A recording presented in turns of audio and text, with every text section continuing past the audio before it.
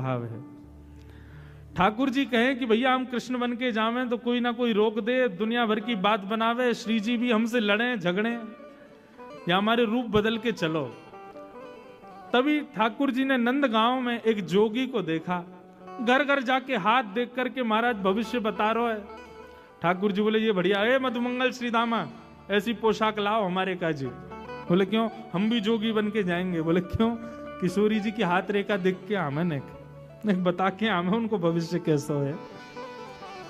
ठाकुर जी जोगी बन करके जा रहे हैं, श्री मलुकदास जी महाराज इसका वर्णन कर रहे हैं।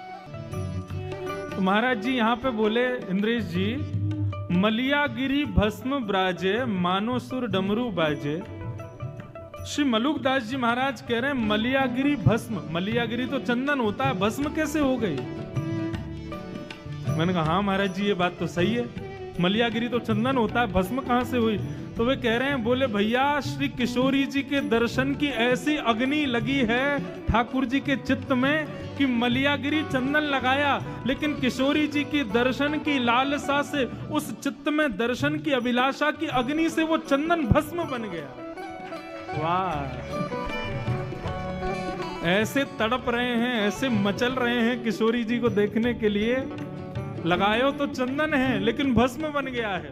अब जोगी बन गए ठाकुर जी, पहुंच गए बरसाने, अलग निरंजन डमरू बजामे, कोई भविष्य दिखवाओ, कोई हाथ दिखवाओ, कोई जन्म पत्री दिखवा लो।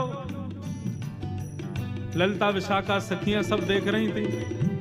बोलो भैया कोई भविष्य बतावे वारो आयो है। बोले हाँ आयो तो है। कोई कहे अपनी पूछो, लेकिन हमारी ब्रज की सखियों का भाव कैसा, अपनी मत पूछो, हमारी श्यामा जू की पूछो। संसार का स्वभाव अपना अपना अपना, लेकिन भक्त का स्वभाव हमारे लाल जी का, हमारी श्यामा जू का, वो प्रधान है।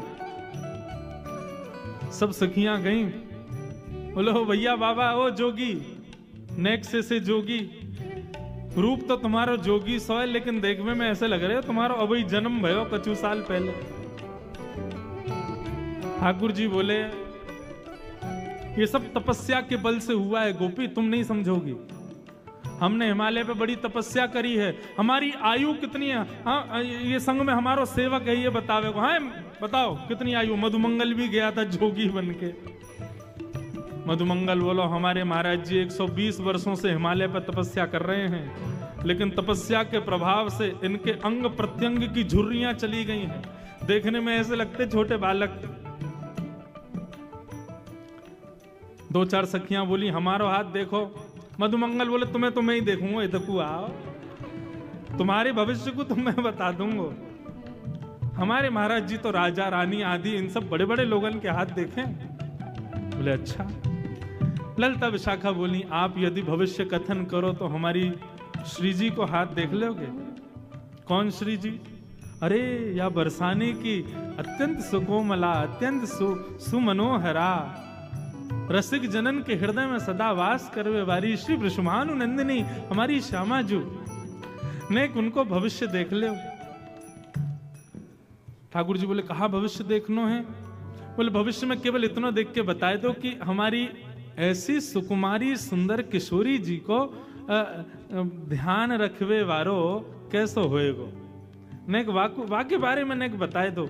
हम तो यही बात की चिंता में कि हमारी किशोरी जी के भाव स्वभाव स्वरूप इतने सुंदर हैं कि कहीं उनकी जोर को कोई मिलेगो भी कि नहीं।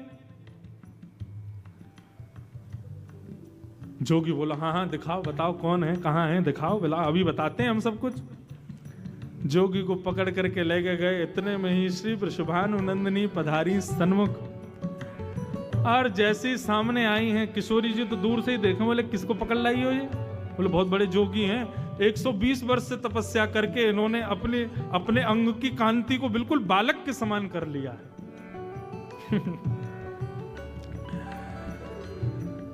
किशोरी जी गई, हाथ दिखाने लगी, ठाकुर जी हस्त कमल देखने लगे। बोली अरे आपको जो ध्यान रखवे वारो, आपके अब बीच में तो कई भाव हैं लेकिन सीधे आम है, आपको ध्यान रखवे वारो, आपके सुंदर भाव को प्रस्तुत करवे वारो वो ज्यादा दूर ना है, आपके सन्निकट ही रहवे। बस वहां में एक कमी होगी, सुंदरता में कोई कमी नहीं, नेक रंग ओझल होगा आपसे। ललिता विशाखा बोली ये कहीं नंदन नंदन की तो बात ना कर रहा है, ये कहीं बार यशोदा के लाला की तो बात ना कर रहा है। किशोरी जी तो हस्तकमल का स्पर्श करते, अरे श्री किशोरी जी तो ठाकुर जी के अंग की सुगंध से पहचान जाती हैं, उनको तो सब पता हो। बरसाने में ठाकुर जी आ जाएं, किशोरी जी को वैसे ही पता चल जाए, किशोरी जी भी समझ गए ये कौन है, हम सब जानना ही है। बोले जाकू आपके बगल में खड़ो कर दियो जाए और वाके बगल में खड़े रहते ही आपकी उपमा और बन जाए, समझो वही आपको जीवन संगी बनेगो। ललिता विशाखा बोली तो क्या करना चाहिए? बोले एक एक जो भी आपको लगे कि योग्य है वाकू लाला के बगल में खड़ा करके देख लो, यदि वासे किशोरी जी की उपमा बढ़ जाए तो समझ जाइयो कि वही है। अब बोले यहाँ कोने पकड़ के लाम है, सो धीरे धीरे ठाकुर जी खिसक के बगल में चले गए और बगल में जाकर के महाराज कंधे में गलवैया और देखी, अरे ललिता ने देखियो कैसे लग रहे हैं हम। श्री मलुकदास जी वर्णन कर रहे हैं, सोहे बाम भाग में प्यारी मानो भाग में प्यारी।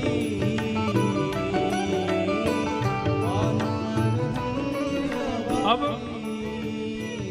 जैसे ही जोगी बगल में जाके खड़ो भयो किशोरी जी के गले में गलवैया डाल के, ललिता विशाखा बोली अरे लयोरी बेलन हमारा, या की हिम्मत कैसे भाई, हमारी किशोरी जी के गले में गलवैया डाल खड़ो है। जैसे ही ललिता विशाखा दौड़ करके आई किशोरी ठाकुर जी पर नेक थोड़ो प्रहार करवे के काजे, इतने में ही ठाकुर जी ने अपने अंग की मलियागिरी चंदन की भस्म को हाथ में लियो और जोर की फूंक मारी। महाराज वही से सबरी गोपी मंत्र मुग्ध है के निहाल है गए। हो मोहन मंत्र फूंक के मारी। किशोरी जी के दर्शन की अभिलाषा से आए थे ठाकुर जी, रूप बदल के सब सखियों को मूर्छित कर दिया और नैन भर के देखने लगे श्यामा जी को। देखते देखते देखते देखते जितनी जितनी डोज चाहिए थी उतनी मिल गई। उसके बाद क्या हुआ? जोगी छवि बावरो डोले, राधे राधे राधे बोले। हाँ जोगी छवि बावरो डोले, राधे राधे राधे बोले। अरे हाँ जोगी छवि बावरो डोले, राधे राधे राधे।